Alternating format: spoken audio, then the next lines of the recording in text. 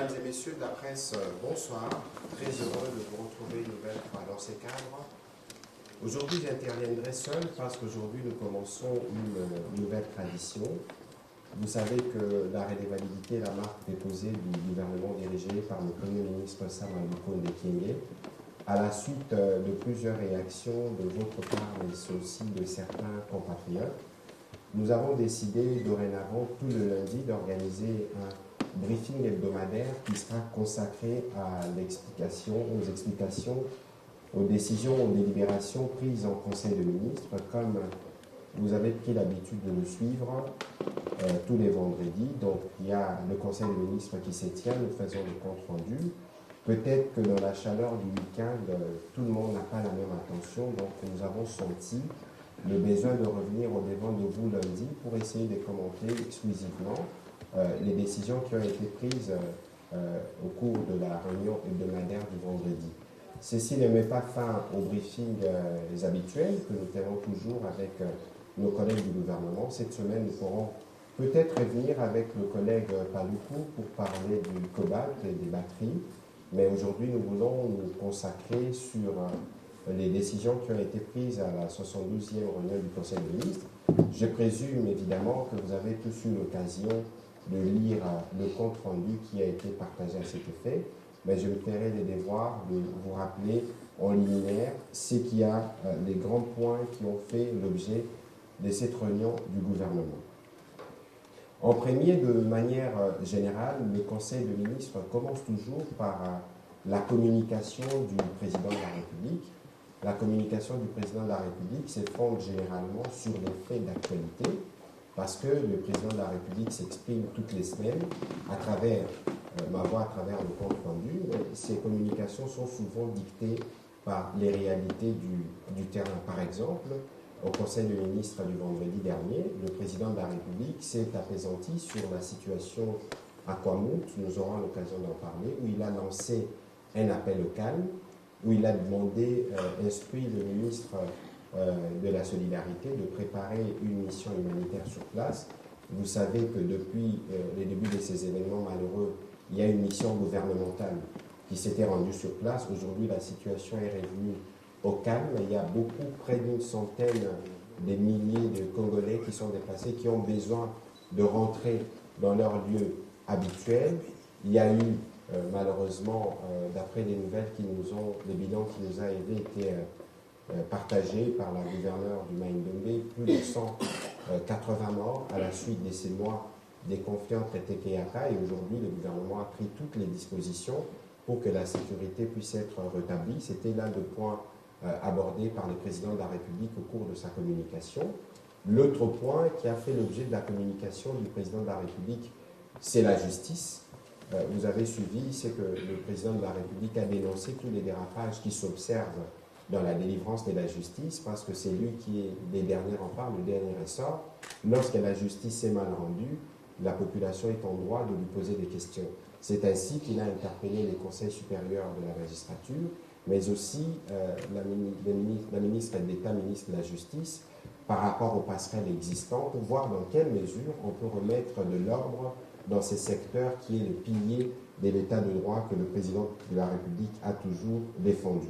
Au-delà de la communication du président de la République, le Premier ministre intervient régulièrement pour appuyer la communication faite par le président, et le Premier ministre a insisté au Conseil des ministres de vendredi dernier aux discussions qui se poursuivent, notamment avec les médecins à Bibois, parce qu'il y a un besoin de désamorcer totalement la crise qui couvre dans ces secteurs, parce que nous avons fait du dialogue social une stratégie, ce qui a permis, par exemple, pour la première fois en plus d'une décennie, d'avoir une rentrée scolaire apaisée où il n'y a pas eu de mouvement de grève.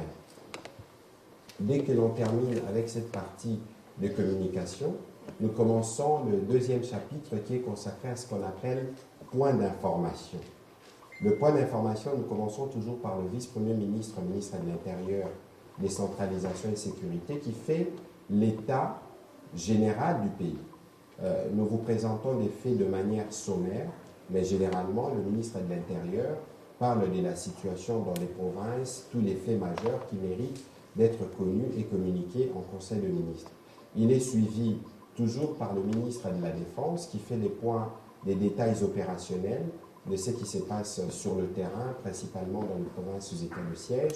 Et depuis quelques mois, le ministre de la Défense revient aussi sur la situation dans les Maïndombe, particulièrement à Kwamou. Ensuite, il y a le ministre de la Santé qui, depuis une semaine ou 2 semaines maintenant, parle de la situation sanitaire de manière générale, mais c'était une partie qui était essentiellement consacrée à la Covid-19 parce qu'il était question pour nous de suivre l'évolution quotidienne de la pandémie.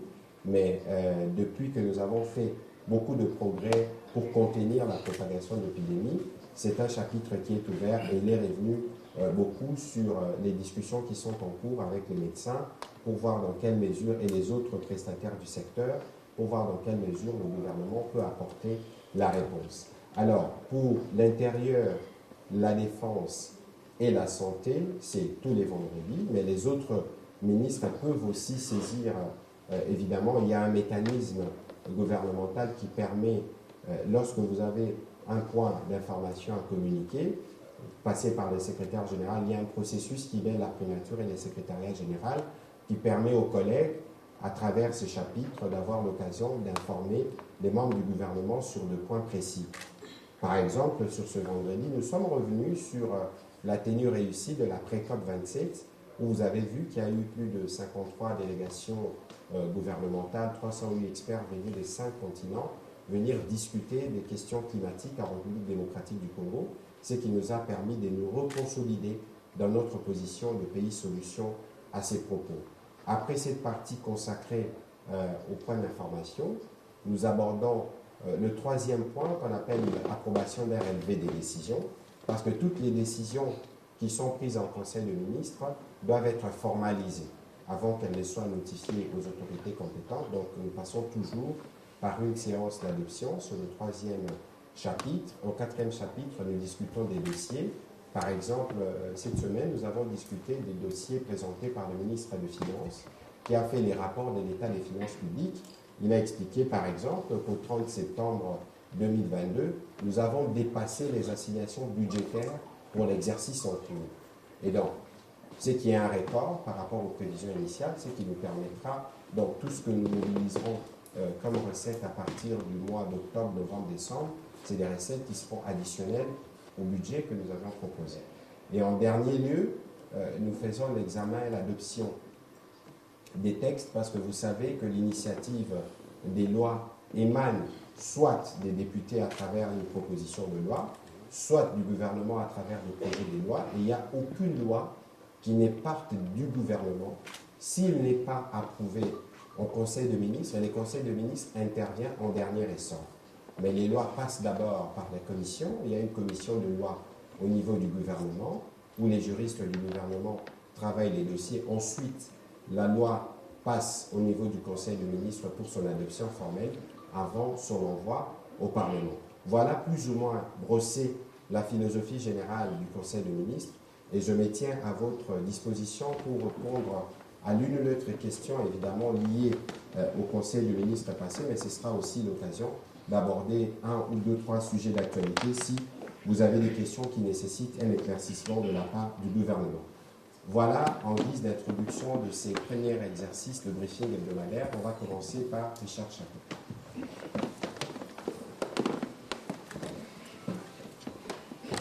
Merci beaucoup, monsieur le ministre. Exactement, aujourd'hui, quelle est la situation à Kwamou? Parce que toutes les missions qui ont été déployées pour vérifier l'état de la situation, il y a un mot qui est revenu dans la bouche de toutes les autorités, la main noire.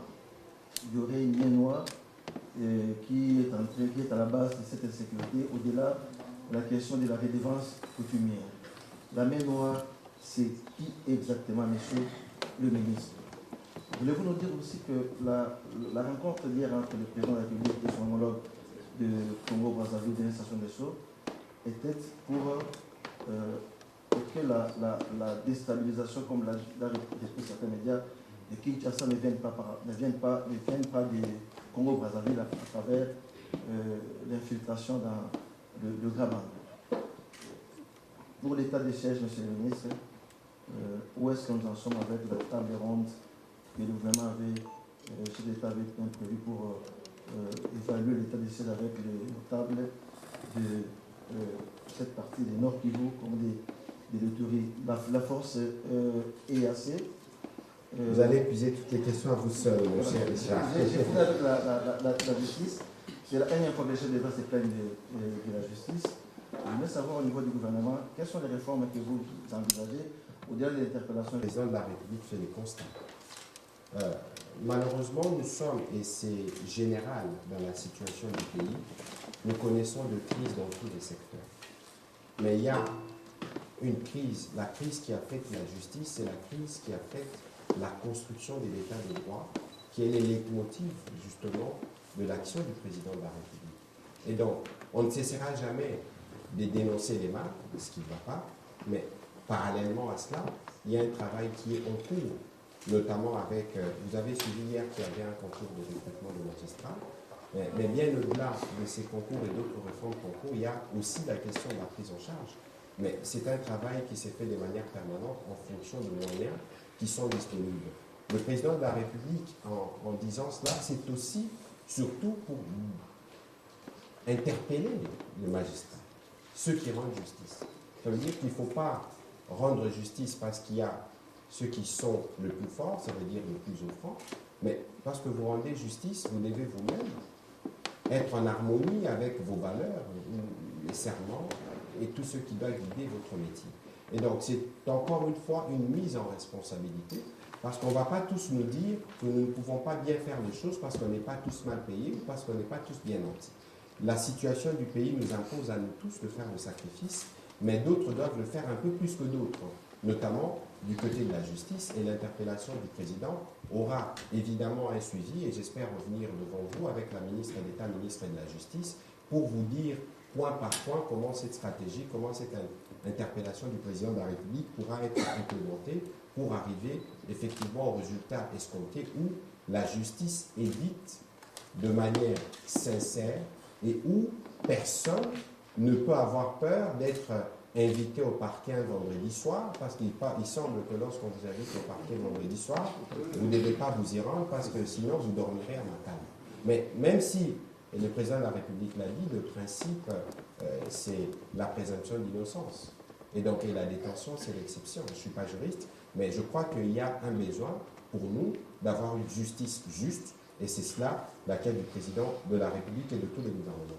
Alors, sur la question de la table ronde sur l'état de siège, vous avez suivi que pendant que nous étions à New York récemment, le président de la République était dans le Nord Kivu, le Premier ministre plutôt, était dans le Nord Kivu à la tête d'une forte délégation gouvernementale, où étaient associés aussi des députés membres de la Commission politique défense et sécurité. L'idée de la table ronde annoncée par le président de la République a été tout de suite perturbée par les M23. L'agression est arrivée, je pense, quelques jours après, parce que le président de la République avait déjà réuni les notabilités du secteur. Et donc, nous entendons qu'il y a un débat autour de l'état de siège qui n'a pas donné des résultats, mais ça dépend de par quel bout vous voulez analyser la question. Aujourd'hui, les efforts sont faits pour assurer, par exemple, que la ration de nos militaires leur parvienne, que leurs sols leur parviennent. On a amélioré beaucoup de choses. Et je suivais encore il y a 2 jours la province de l'Ituri qui mobilisait 4 milliards, on mobilise aujourd'hui 9 milliards. Parce que l'état de siège nous a aussi permis de boucher les trous de tout ce qu'il y avait comme trafic. Il y a un objectif principal qui est le retour de la sécurité, sur lequel, disons des choses de manière sincère et gardons-nous dans les yeux, ça fait une vingtaine d'années que cette partie du pays, nous ne cesserons jamais de le dire, est décimée par la violence, et les solutions que nous devons apporter doivent être construites. Et ces solutions doivent être construites à la fois au plan sécuritaire, stratégique. Vous avez vu qu'il y a eu par exemple des interpellations dans l'armée, là où ceux qui étaient censés commander les opérations. Et donc, il y a toutes ces choses que nous devons faire en même temps, lutter contre la corruption, s'assurer qu'il n'y a pas ceux qui font les jeux de l'ennemi, mais en même temps, il faut répondre aux préoccupations sociales qui sont à la base de l'égarement de certains de nos enfants. Mais nous sommes sur le front pour toutes ces questions et nous espérons que nous pourrons y donner des réponses définitives. Et donc, de ce point de vue-là, il faut considérer que nous sommes sur la piste. Il y aura une réunion de sécurité sûrement cette semaine, ça dépendra de la disponibilité du président de la République et du Premier ministre, parce que le Premier ministre doit faire rapport. C'est au terme de cette réunion qu'il y aura évidemment cette possibilité d'avoir une réunion plus étendue et d'élever les options par rapport à la suite à donner à l'état de siège. Alors, vous avez parlé de la situation en Congo, notamment la visite du président Sassou. Vous savez que la République démocratique du Congo et le Congo-Brazzaville sont les capitales les plus rapprochées du monde. Et donc, lorsque vous toussez à Kinshasa, en Brazzaville, on sent que vous toussez. Donc, il est tout à fait normal, dans le cadre de la collaboration, des relations diplomatiques qui existent entre les deux pays, que des sortes d'échanges se font. Et ces échanges n'ont pas des sujets exclusifs, il y en a plusieurs. Parce que vous savez, par exemple, que nous avons eu la pré-COP ici chez nous, avec les Congo-Brazzaville, nous faisons partie du bassin forestier. Donc, il y a sûrement eu des questions environnementales qui ont été abordées, mais sûrement aussi des questions d'ordre sécuritaire, parce que Kwamouth est frontalière du Congo-Brazzaville. Donc, il va de soi. Tout à l'heure, d'ailleurs, dans ma discussion avec la gouverneure, il m'a dit que certains de nos compatriotes, d'après les HCR, se sont réfugiés du côté du Congo-Brazzaville. Et donc, c'est tout à fait normal. Il faut inscrire cette visite dans le cadre de nos rapports diplomatiques traditionnels où nous abordons tous les sujets de manière décomplexée. Vous avez parlé de la justice. Au terme de sa communication, le président de la République avait chargé notamment la ministre de la Justice et garde des Sceaux, comme le ministre de l'Intérieur et de la Défense, de documenter les faits infractionnels sur l'ensemble du périmètre de la zone de conflit et d'accélérer les rétablissements de l'ordre public.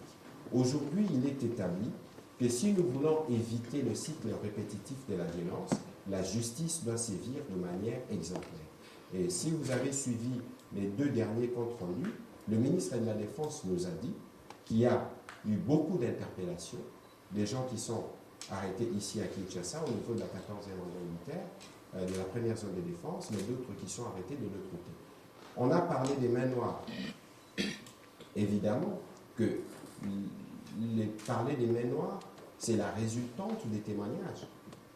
Parce qu'il y a des populations qui se sont déplacées, des gens qui ont vu, qui estiment par exemple que les modus operandi, l'utilisation des machettes ou des armes blanches, l'utilisation de fusils, des chasses, ce sont des éléments qui paraissent suspects. C'est pour ça qu'il y a des enquêtes, c'est pour ça qu'il y a des missions qui sont diligentées pour arriver à établir le fait. Lorsque vous regardez comment certains compatriotes ont été tués, comment on s'est attaqué aux militaires, aux policiers en tenue d'une violence inhumaine et jamais vue, c'est tout à fait normal qu'on se pose des questions s'il existe une main. Et donc, de toute évidence, toutes ces questions pourront être éclaircies par les différentes missions qui vont aller sur place et par les enquêtes qui seront diligentées. Prochaine question, Marlon Kachina. Nous voulons savoir aujourd'hui, Monsieur le ministre, est-ce que le gouvernement va les retirer ou non? Si oui, par quel mécanisme? Sinon, qu'est-ce que vous allez devoir faire? Parce que nous avons peur que les États-Unis fassent valoir son veto.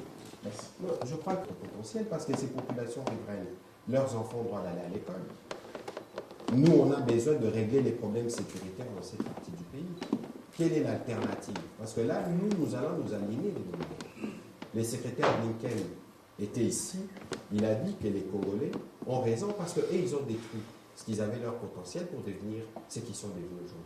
Et donc, mais bien au-delà, il ne faut pas rester sur ces postures où les Congos doivent retirer 6 blocs, où le Congo doit faire ceci ou cela. Il a été convenu, au terme de la visite du secrétaire d'État, que nous allons mettre en place un comité de travail entre le gouvernement de la République démocratique du Congo et les gouvernements américains pour statuer sur ces sujets.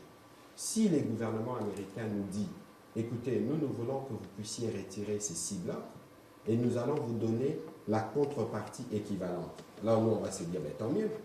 On s'épargne des années d'exploration, des années de recherche, parce qu'ils vont nous donner ce dont nous avons besoin pour répondre aux besoins de nos populations. Je pense que toutes ces questions pourraient être abordées dans ces cadres, parce qu'ici, il faut savoir que nous sommes positionnés comme pays solution, nous attendons l'être. Mais dans le vocable pays solution, autant nous devons être une solution pour le monde, autant nous devons être une solution pour nous-mêmes. Et si, par la technologie, on a prouvé qu'on pouvait exploiter le pétrole dans les parcs et n'est pas entaché l'écosystème, pourquoi on ne le ferait pas? De toute façon, cette technologie viendra forcément de l'Occident. Et donc aujourd'hui, il faut considérer que sur les sujets, nous sommes disponibles et avec les Américains, nous allons poursuivre ces dialogues stratégiques et sûrement que le moment venu, dès qu'il y aura évolution, la ministre de la VPM, ministre de l'Environnement, nous fera le point de l'évolution des discussions. On n'est pas fermé sur le sujet. Va-t-il qu'il qui n'existe pas, donc on ne va pas lui demander de se faire des permis qui n'ont pas été donnés à un nom, les passeports et tout le reste. Mais tout ça, nous on va même aller plus loin, la carte d'identité. C'est quand la dernière fois que nous avions une carte d'identité, bon, moi à l'époque, je n'en avais pas droit, mais on a vu des cartes vertes. Donc, je crois qu'il y a plus vieux que nous dans la salle qui ont disposé. Mais de toute évidence, le Premier ministre a par exemple pris l'engagement pour nous, c'est un défi majeur, de doter les Congolais d'une carte d'identité et nous espérons y arriver. Pour ce qui concerne le reste, c'est plus ou moins le constat de ce que nous vivons.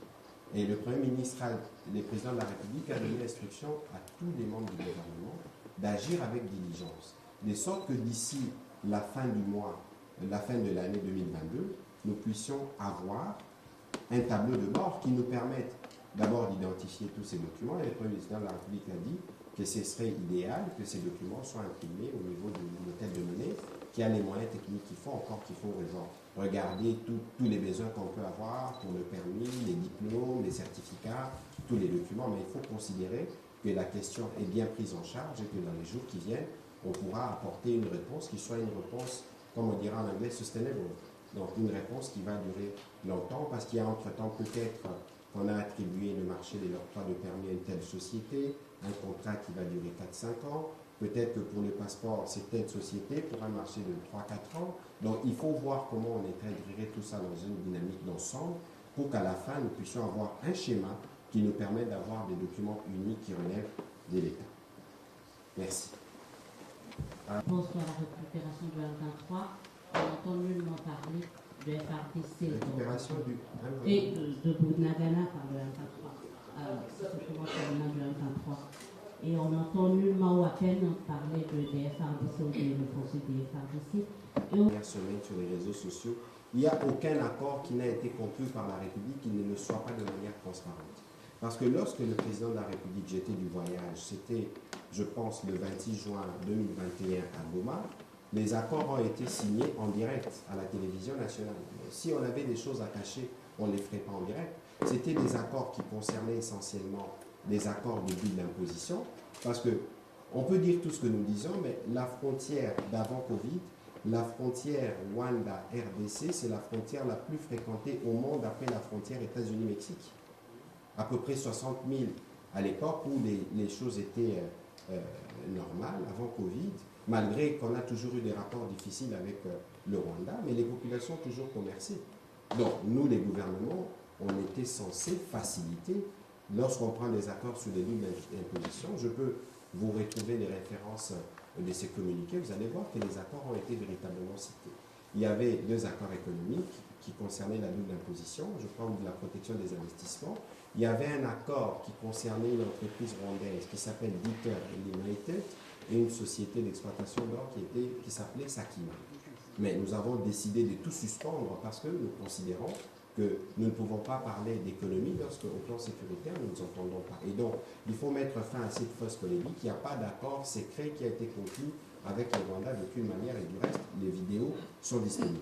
Pour ce qui concerne, vous dites parler de présence de forces étrangères, M23 Bounagana. Je dois d'abord vous rappeler qu'aujourd'hui, nous, République démocratique du Congo, nous avons souscrit à 2 processus de paix, pour ne pas dire 3.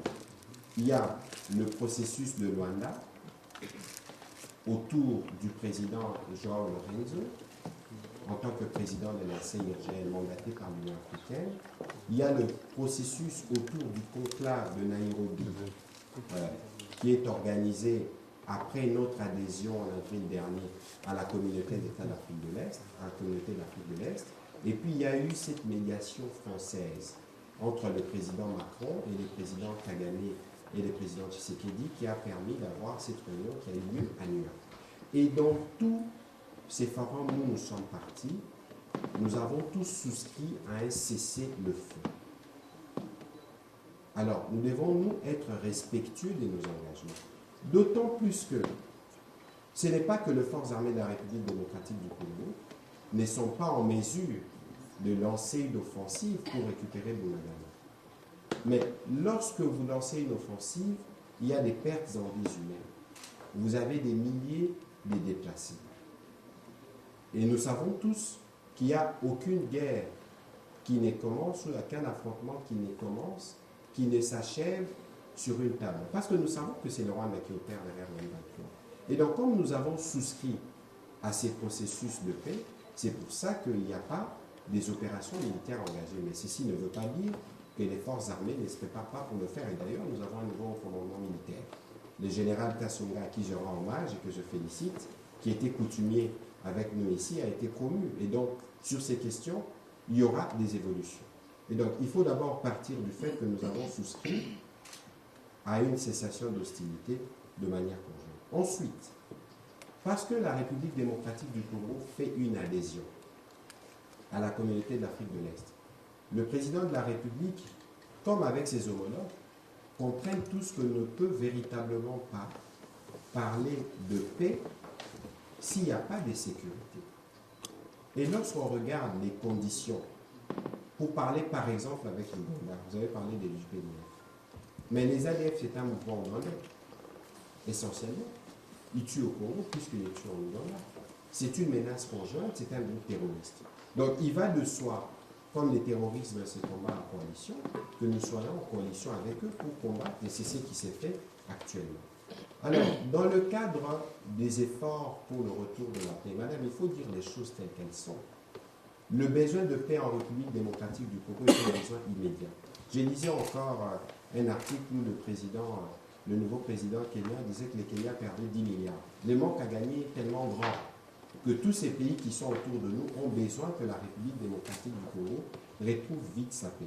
Et il faut savoir que dans le CONOPS, CONOPS c'est le plan opérationnel qui a été mis en place par les différents chefs d'état-major, il n'y a aucune force qui ne viendra opérer en République démocratique du Congo sans un appui stratégique ou un accompagnement de forces armées de la République démocratique du Congo. Donc il faut savoir que chaque fois qu'il y aura déploiement des troupes, pour un moment convenu, suivant les détails du plan opérationnel, que malheureusement je n'ai pas l'habilitation pour l'avoir, mais ça se fera sous l'accompagnement de nos forces armées. Et donc il faut considérer que c'est un choix politique qui comporte évidemment des risques par rapport à notre opinion publique, mais c'est un choix qui nous permet rapidement de rassurer les uns les autres, d'être sûr que nous avons créé des conditions de paix qui nous permettent de faire une économie. Donc il faut faire confiance au gouvernement parce que parallèlement, il y a des efforts qui se font, que ce soit en termes d'acquisition de matériel, que ce soit en termes de formation des militaires qui se font parce qu'il est hors des questions pour nous de faire sous-traiter la sécurité de notre pays. Voilà. Alain, Lino Marseille, et puis ce serait Bon Zouba. Ici, c'est pour créer une zone tampon en violation de l'accord de Nairobi qui parle de la neutralisation des migrants. Ça sera quoi la mission? Non, mais Nairobi, vous dites neutralisation, c'est ce qu'il y aura. Jessica Bassène, et j'espère que la régie pourra balancer ces images qui montrent que la délégation gouvernementale s'y était bel et bien rendue. Il ne faut pas croire aux fake news. C'était le 28 août, la mission a été décidée au Conseil des ministres du vendredi précédent. Le ministre de l'Intérieur, de la Justice, des droits humains, des affaires humanitaires, il était même prévu que la vice-ministre de la Justice, qui est originaire des Finances plutôt, qui est originaire du secteur, fasse partie de la mission. Elle n'a pas pu rejoindre la mission. Ce n'est pas la seule mission qui a été envoyée, parce qu'entre-temps, vous avez vu qu'il y a les gouverneurs qui étaient ici, il y a d'autres travaux qui se font notamment à travers le service. Ceci relève des fake news et des mauvaises campagnes. Ceci dit, aujourd'hui, je vous confirme qu'il est prévu que le cardinal aille visiter les déplacés. Pour nous, c'est une bonne chose. D'abord parce que ça donne un signal que la situation est revenue au calme. Ça veut dire que les efforts consentis par nos forces armées, les forces de sécurité, ont produit des résultats, même s'il y a encore des opérations, des ratissages qui vont se faire aujourd'hui. Les plus grosses menaces ont été tues et nous sommes vigilants sur le sujet. Et donc, aujourd'hui, il ne faut pas chercher à aller dans la polémique. version officielle, c'est celle que je viens de vous donner parce que nous en parlons depuis. Richard Chaco l'a si bien résumé, c'est parti d'un conflit, on disait, on réclamait plus des redevances, il y a un conflit, un chef, vrai faux chef, Yaka, qui voulait installer des Yaka dans des territoires téqués, c'est parti de là. Ensuite, dans le modus operandi, les témoignages nous ont dit qu'il y avait des méthodes qui n'étaient pas, en tout cas, connues dans les terroirs, qui supposaient une main noire.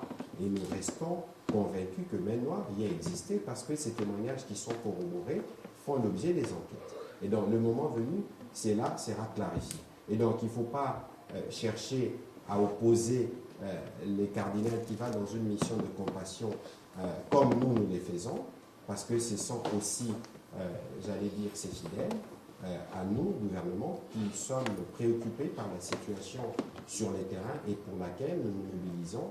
Le ministre des Affaires humanitaires devrait s'y rendre dans le prochain jour. Le président de l'Assemblée des délégations des députés iront sur place pour que la paix soit revenue. Et donc, n'attribuez pas au cardinal des choses qu'il n'a pas dites. Et aujourd'hui, nous sommes contents de voir qu'il y a eu un progrès, tout au moins dans le retour de la paix, dans le retour de la quiétude et la sérénité dans cette partie du pays. Voilà. Merci. Vous dites les assignations budgétaires. D'abord, ça, c'est le premier principe qu'il faut mettre de côté. De deux, il ne faut pas toujours se fier à ce qui circule sur les réseaux sociaux. Parce que tout ce qui circule, parfois ou souvent, relève de la manipulation de l'ennemi.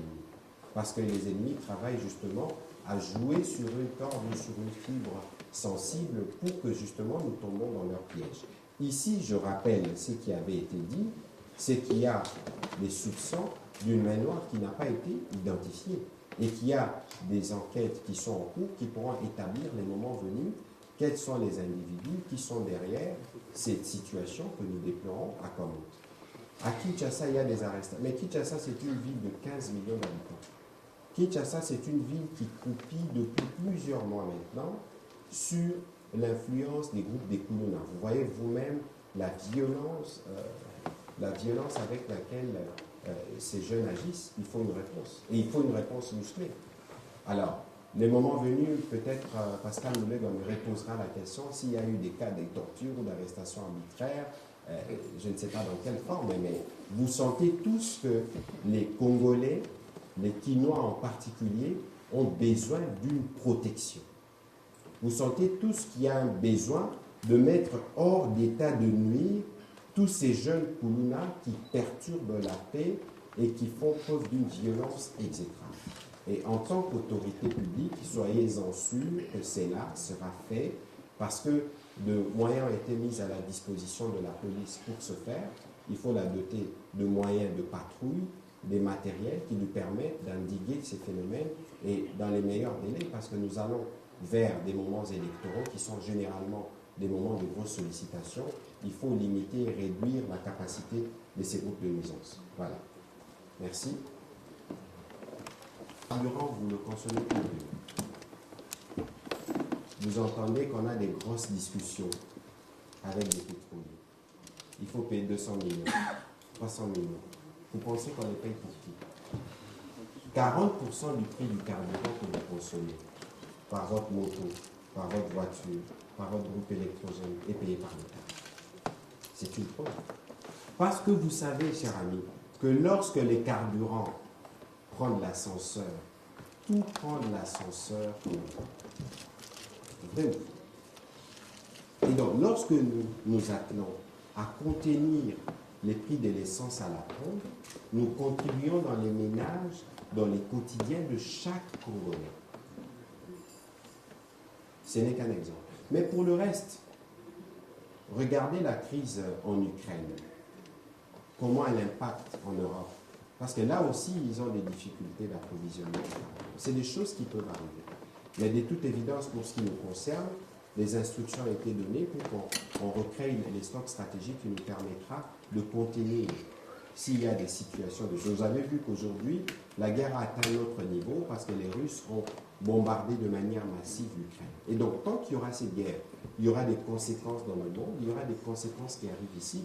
Mais que ce soit la Covid, ou le Covid, la Covid, le Covid, les deux, que ce soit le Covid, que ce soit la guerre en Ukraine, les gouvernements s'est organisé pour contenir tout ce qu'il y a comme risque extérieur. Lorsque vous lisez les comptes rendus, spécialement lorsque toutes les 2 semaines nous invitons la gouverneure de la Banque centrale, elle parle toujours des risques exogènes. Mais c'est justement des facteurs comme ceux-là qui peuvent influer parce que nous exportons les minerais qui sont consommés à l'extérieur et pas ici à l'intérieur. Et donc, il faut vous rassurer que dans tous les efforts que nous faisons, c'est pour nous assurer que cette maman-là, qui va dans les plates-bandes ou vous, a un enfant qui va à l'école. Et la gratuité, c'est pour qui? Bientôt, on va aller couverture santé universelle. Ce sera pour qui? Ce sera, d'autres diraient, le peuple d'abord. Voilà. Bon, dernière question, Benoît, qui s'est improvisé. Dans une forme de chantage, parce que nous avons la pression populaire. Je pense que mon collègue des finances, qui fait l'intérim de l'économie, et mon collègue des hydrocarbures, ont le temps de discuter avec eux. Et de toute évidence, ils ne peuvent pas douter de la volonté du gouvernement, parce que lorsque vous regardez les comptes rendus du Conseil des ministres de la dernière fois, vous allez voir que nous avons payé une grosse quantité aux entreprises pétrolières. Nous sommes transparents parce que nous diffusons y compris l'argent que nous leur payons en termes de manque à gagner ou de subventions. Et donc, de ce point de vue-là, nous pensons qu'il n'y aura pas de difficultés, mais c'est un secteur qui est très exposé, justement, aux soubresauts de la guerre en Ukraine et de la situation à l'international. Vous avez suivi, par exemple, récemment que l'Arabie Saoudite et la Russie s'apprêtaient à augmenter les prix du carburant. Et que dans une telle hypothèse, s'ils augmentaient les prix du carburant, il pourrait y avoir des conséquences chez nous, ici en République démocratique du Congo, que la population ne comprendra pas directement, mais pour que nous, comme gouvernement, nous serons censés trouver des réponses. Et donc, de ce point de vue, nous allons nous mobiliser. Alors, c'était quoi l'autre volet de votre question? Il peut y avoir des sanctions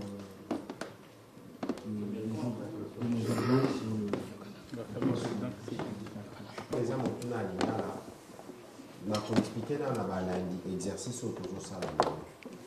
On a le coach au bengi briefing hebdomadaire. Exercice au alélo, les années de briefing au tout ça la raté, n'a pas collègue de sous. Les lots toujours limbolela, n'a pas congolais, n'a pas imboka, mais bon, bah décision, oyo, tozoaka, réunion la mise à tous les vendredis. Réunion, on a tous les vendredis.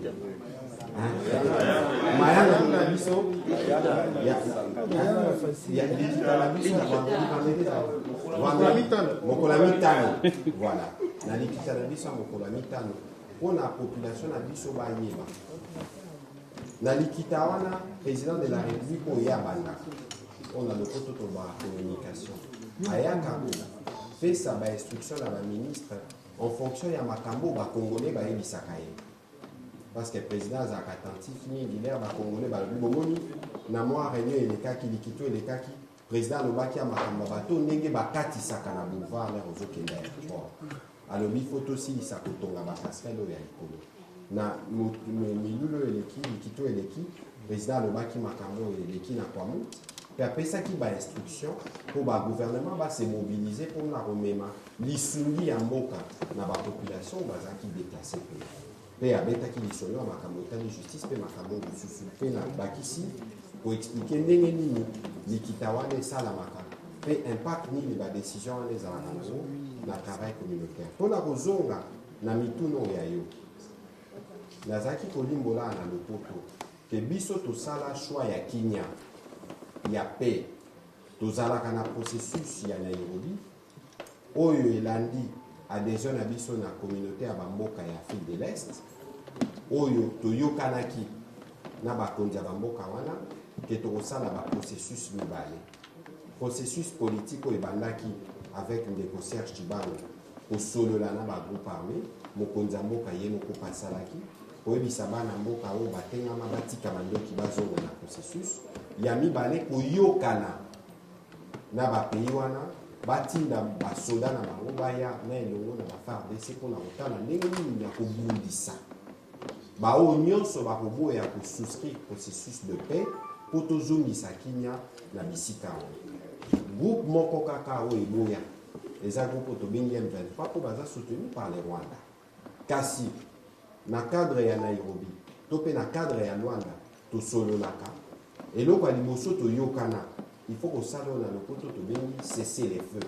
Bon, yo moko okolimbola cesser les feux na lingala boma moto, voilà tolobi boma moto parce que ezate ke biso lelo na mapinga na biso tozangi moto akocha mais soki totie moto na Bunagana banani bakokufa banani bakose déplacer ekozalaka bato ata bobandi bitumba ndenge ni air moko bokovanda na mesa po botrouve solution awa tosi tobandaki na mesa pe yango pe ezalaki poursuite ya oyo esalamaki na New York entre les présidents français na président oyo ya biso pe na président ya Rwanda tosouscrivaki na boma moto wana pe tozozela na mikolo ezali koya parce que chaque jour batangelaka biso lelo tokomi 119e jour depuis Bunagana eza occupé ezosala biso motema makasi mais toboyi bakongole bakufa lisusu nde tozokende na nzela wana et nous pensons que stratégie diplomatique ya mokonzi ekopesa biso résultat.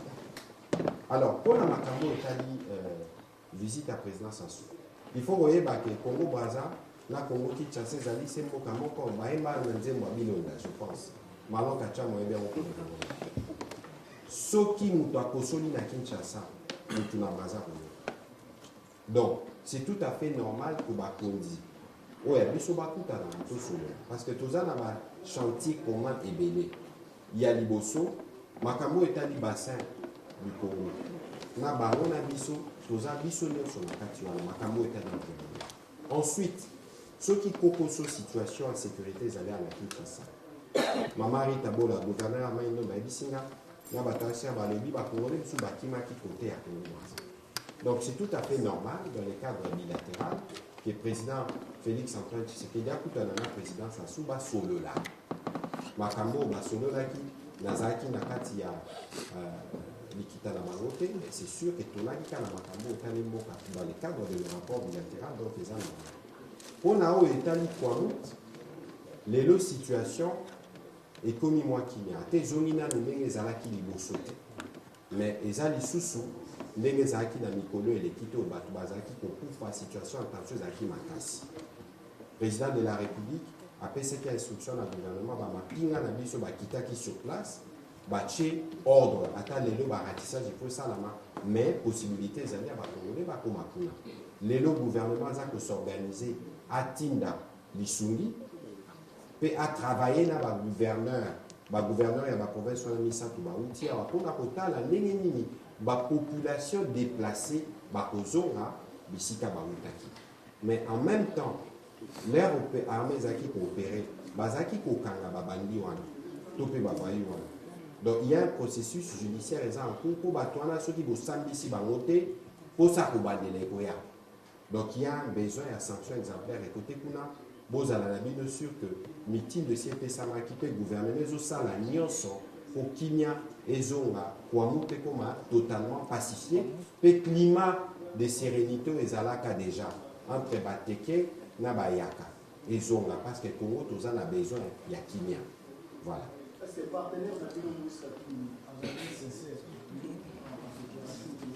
Yo komi kokota c'est ce qu'on appelle le principe il y a solidarité. Ça veut dire que lelo président Katumbi Otangi il fait partie du gouvernement. Il faut bazala solidaire ya makambo biso tozosala. C'est évident, on n'a pas besoin de les rappeler, c'est un simple principe. Bon, ceux qui battent balingi babando ça la politique. Aucun ça la non politique politicien là. Mais na makambo etali sécurité ya mboka. To bitumba o ya este pour tout ala na miso. Eza bitumba président Tshisekedi. Eza bitumba ya congolais nyonso parce que ata yo Fabrice ceux qui ozaki na position ya président Tshisekedi lelo balingi pe basaloka bitumba. Parce que le problème, c'est de dire qu'il faut vivre dans le Congo. Tant que l'Inuana est pour changer, ça fait 25 ans qu'ils ont mis là. Mais cette fois-ci, nous pensons que nous sommes engagés dans un processus Oyo et comme Bisso dans la pacification et pour permettre Bisso tout ça l'économie, de développer Mokana Bisso et de développer sous région Bisso Mobimba. Bon voilà, je vais terminer en français pour vous remercier de vous être mobilisés pour ces premiers exercices. Ce sera tous les lundis, évidemment, si je ne suis pas en mission, on rattrapera parce que nous pensons qu'il est important que le peuple soit informé dans les détails des décisions qui sont prises au Conseil, qui sont prises pour son bien. On trouvera une formule pour communiquer en lingala ou en langue nationale pour être sûr que les Congolais comprennent. De toute évidence, pour ceux qui peuvent faire les Swahili, pour ceux qui peuvent faire les Tchouba, c'est toujours bien de concourir à la diffusion de la bonne information. Je vous remercie et je vous souhaite une très très bonne soirée. Merci.